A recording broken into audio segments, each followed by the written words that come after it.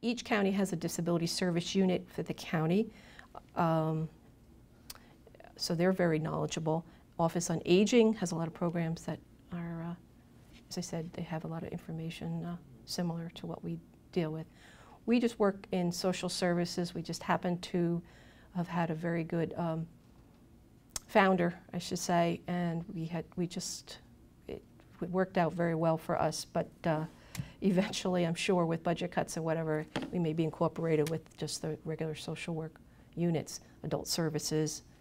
They're very familiar with a lot of the programs as well. But if you call Ocean County Social Services and ask if there's anybody that works with disabled, you might, or just the elderly social worker.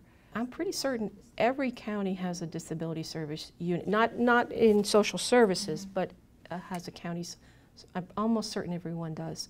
And the state office, what we use them for, aside from, they're great advocates, if you can get somebody on your side, is the TBI waiver and the TBI fund. The TBI fund is, maybe people have not realized, is not as available to certain people now as it was. The TBI waiver is a Medicaid program, so you have to meet certain income and resource limits.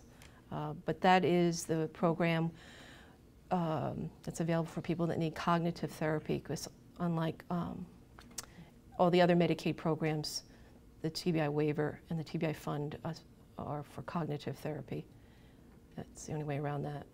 The Global Options program, which we're familiar with, we're a case management site for that, are for people that need long-term care services but want to remain in their homes. The the income limit for that is $2,022 gross a month. Again, that's for the people that's not, they don't meet it. But they don't look at, even if you're a couple, they don't look at the couple's, the spouse's income, they just look at your income. And that's the cutoff, $2,022 gross per month for the Global Options. If you meet nursing home level of care, which is you have to have a need for physical assistance or supervision and cueing in at least 3 ADL areas, such as bathing, dressing, walking, ambulating, toileting, feeding, things like that. I should say that with the Global Options, and I mentioned the 2022, when there is a couple presented, I am not a Medicaid worker, and it changes, and I don't want to quote anything and get myself in trouble since I'm being filmed too. It's a permanent record. But over the years, it used to destitute the spouse that's living in the community. In fact, Global Options was not even something that was offered to keep people in their homes, but just the huge number of people that are staying or that are coming into, or they're getting older, they had to come up with some more affordable ways, and most people want to remain in their homes. So when they're talking about resources for a couple that's applying for Medicaid, there's a much higher limit, and I can't quote you what it is.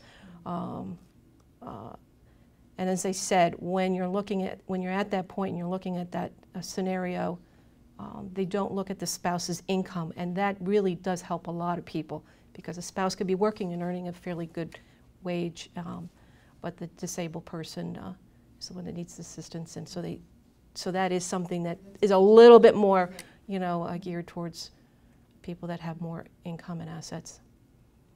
Access Link is with New Jersey Transit, and whatever you would pay to use the public system, you would pay Access Link, but it's door to door if you're within 3/4 of a mile of a bus route. There's requirements that they have. A SCAT is, I think they do charge, unless you're on Medicaid, then that's a free, and then there's medical transportation if you're on Medicaid.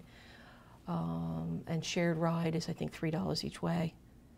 So we have knowledge of all those programs and how to reach out to them.